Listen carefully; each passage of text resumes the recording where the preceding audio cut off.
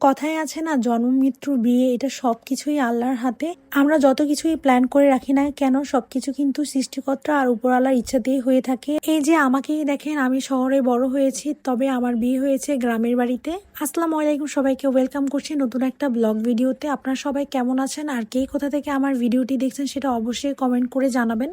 যে কথা বলছিলাম, আমার বড় হয়ে ওঠা কিন্তু শহরে, তবে আমার বিয়ে হয়েছে গ্রামের বাড়িতে। আগে নিজের গ্রামে আমি 2 বছর বা 1.5 বছর পরে একবার যেতাম, আর এখন হচ্ছে আমার শ্বশুরবাড়িতে বছরে প্রায় 5 বারের মতো আমার যাওয়া হয়।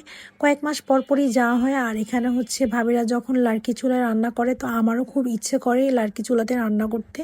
সত্যি বলতে আমাকে এখানে কেউ জোর করে না বা আমাকে কেউ বলেও না যে এখানে রান্না করতে হবে।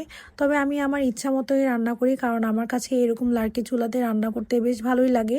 আমি হচ্ছে এ বাড়ির সবার ছোট বউ, তো আমাকে এই জন্য কিছু করাও লাগে না। 2জন ভাবি আছে আর আপারাও আছে, তো সবাই একসাথে করে কাজ। তো আমার কাছে দেখতেই ভালো লাগে দেখি, মাঝে মাঝে আমি একটু রান্না করি। এই যে দেখেন, আমি আজকে ফুলকপি আর সিমের তরকারি রান্না করছিলাম, তবে ভাবি আমাকে সবকিছু দেখিয়ে দিচ্ছিল। ছোটবেলা থেকে আমার রান্না করতে বেশ ভালোই লাগে, তো আমি নতুন নতুন রেসিপি ট্রাই করতে খুবই পছন্দ করি। আর এখানে রান্না বান্না শেষ করে আমরা খাওয়া দাওয়া করছিলাম দুপুরে। আর বাড়ির এই লাল শাকটা এত বেশি মজা লাগছিল, আমি তো মনে হয় লাল শাক দিয়েই ভাত খেয়েছি প্রতিদিন।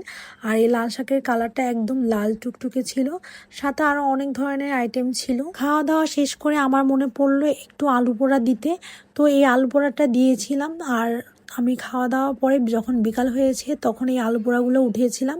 আর এদিকে ইনায়া বুড়িও অনেক বেশি পছন্দ করেছে আলু পোড়া। আমি যে কবে লাস্ট আলু পোড়া খেয়েছি আমার ঠিক মনেও নেই, তবে ছোটবেলায় কোনো একবার খেয়েছিলাম, সেই টেস্ট এখনো মুখে লেগে আছে। এই জন্য আর কি আমি এই আলু পোড়া দিয়ে খাচ্ছিলাম। মনে পড়বেই বা কিভাবে, আমার যখন বুঝ জ্ঞান হয়েছে তখনই দেখি আমার নানুর বাড়িতে গ্যাস চুলায় রান্না বান্না করা হতো, তবে আমার দাদুর বাড়িতে লার্কি চুলায় রান্না করা হয় এখনো। আমার দাদু বাড়িতে তেমন থাকা হয় না দেখে সেরকম কোনো আইডিয়া নেই লার্কি চুলা রান্না বান্না কেমন টেস্ট। তো শ্বশুরবাড়িতে আসার পর থেকে আমার কাছে লার্কি চুলা রান্নাবান্না আর এখানকার গ্রামীণ পরিবেশ আমার ভালোই লাগে।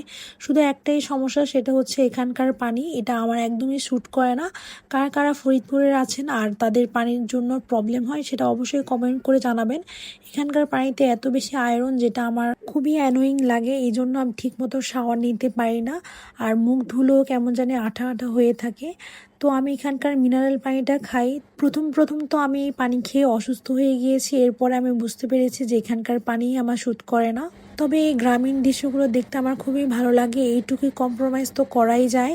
আর আজকে ইনায়ার বাবা ঢাকা থেকে এসেছে, আর আসার সময় আমাদের জন্য ছানার মিষ্টি নিয়ে এসেছে, আর অনেক কিছু ভাজা পোড়া নিয়ে এসেছিল।